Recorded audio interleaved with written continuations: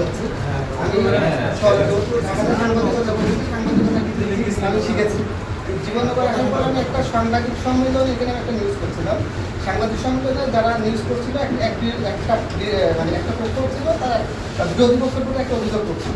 নিউজটা অভিযোগ যখন পালাম আমি নিউজ করলাম, করার পরে আমি যে আমাদের সাবেক এক নেতা তাকে জিজ্ঞেস করতে, তাহলে আমি কী করবো, তাহলে আমি তো বিপক্ষী পার্টি তার তো বক্তব্য নেব, কত তাদের দরকার হয় তারাও আমাদের কাছে আসুক, তারাও টাকা দেয়।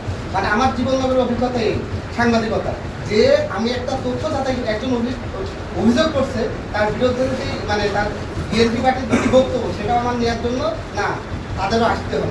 এই হচ্ছে জীবননগরের সাংবাদিকতার বড় অভিজ্ঞতা। আর এই যে প্রেস ক্লাবের যে বিষয়টা আসে 17 বছর বা তারও আগে এই প্রেস ক্লাবে একটা শীর্ষাচারিত আছে। যে প্রেস ক্লাবটা হচ্ছে যে আমার আতিয়া আছে, শামসুল আলম আছে বা আমার আবদুল্লাহ ভাই আছে, তারা সিনিয়র সাংবাদিক, তারা আজ পর্যন্ত প্রেস ক্লাবের সদস্য হতে পারেন। আমাদের 2 জন সদস্য কিন্তু তারা বহিষ্কার হয়েছে। আর আবদুল্লাহ ভাই তারা আজ পর্যন্ত সদস্য হতে পারেন, এটা একটা লজ্জা। যে আরো আমাদের মানিক ভাই, তাকে একটা অভিযোগে তাকে বাতিল করা হয়েছে তার সদস্য, কিন্তু এখন যে বৈষম্য ছাত্র আন্দোলনের তাদের বিরুদ্ধে কয়েকটি মামলা, তাদের সদস্যপদ বাতিল হলো না। একটা অভিযোগের যতক্ষণ পর্যন্ত দোষী প্রমাণিত না হয় ততক্ষণ পর্যন্ত সদস্যপদ বাতিল হওয়ার কথা না। কিন্তু একটা অভিযোগ করলে কি বাতিল হবে?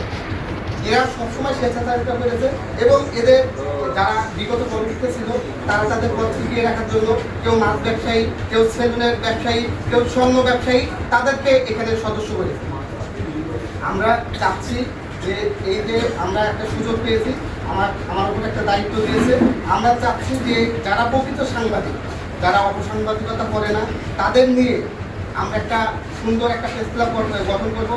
কয়েকদিনের ভিতরে একটা কমিটি দিব, যারা প্রকৃত সাংবাদিক তারা কিন্তু সুযোগ পাবে এবং যারা মানে প্রকৃত সাংবাদিকরাই এখানে সুযোগ পাবে। আমরা চাই এখানে জীবননগরের বস্তুনিষ্ঠ সংবাদ প্রকাশক, এখানে যেন অপসাংবাদিকতা না হয়। আর সেই প্রতিশ্রুতি আমি দিচ্ছি জীবননগর প্রেস ক্লাবের মাধ্যমে যারা আছে বা যারা সদস্য হবে ভবিষ্যতে, তাদের মাধ্যমে কোনো অপসাংবাদিকতা হবে না।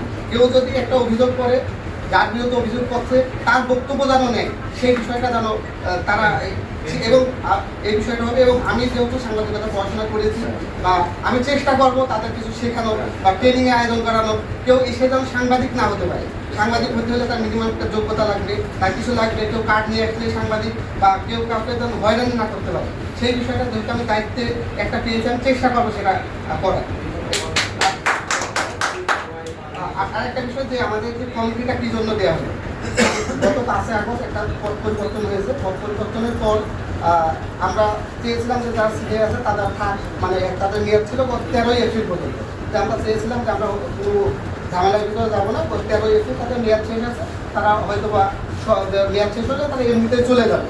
কিন্তু আমরা দেখলাম গত 13ই এপ্রিল তাদের মেয়াদ শেষ হলো, কিংবা 5 আগস্টের পর থেকে তারা কোনো মিটিং দেয়নি, কোনো আলোচনা করেনি এবং আমাদের সাথে ডাকেও নি। আমাদের 2 মাস যখন পেরিয়ে গেল, তখন আমরা গত 2 দিন আগে আমরা এখানে এসে আমরা যে প্রেস ক্লাবের সভাপতি ছিল এবং সেক্রেটারি ছিল তাকে ফোন দিয়ে বলছিলাম যে সাংবাদিকরা এসেছে, আপনাদের সাথে একটু কথা বলবো। তারা আমাদের হুমকি দিয়েছিল সাংবাদিক, এবং পরবর্তীতে তারা আমাদের বিরুদ্ধে বলছে আমরা নাকি বহিরাগত। সাংবাদিকরা প্রেস ক্লাবের সাংবাদিকরা এসে তারা নাকি বহিরাগত, এটা লজ্জা। তাদের বিরুদ্ধে আমাদের ধিক্কার জানাই যে সাংবাদিকদের তারা কীভাবে বহিরাগত। তারপরেও আমরা যে 2 মাস নিয়ে উত্তীর্ণ হয়েছিল, সেই হিসাবে আমরা যারা জীবননগর সাংবাদিক আছে তাদেরকে একটা আহ্বায়ক কমিটি গঠন করা হয়েছে। আমরা সামনে প্রেস ক্লাবের সদস্য যাচাই বাছাই এবং যারা বঞ্চিত তাদের নিয়ে আমরা একটা প্রেস ক্লাবের সদস্য যাচাই বাছাই করে একটা সুন্দর পরবর্তীতে একটা সুন্দর নির্বাচনের মাধ্যমে আমরা একটা কমিটি বাদ দিব এবং সাংবাদিকতা এক্ষেত্রে যেন কোনো অপসাংবাদিকতা না হয় সেই বিষয়ে আমরা দেখব।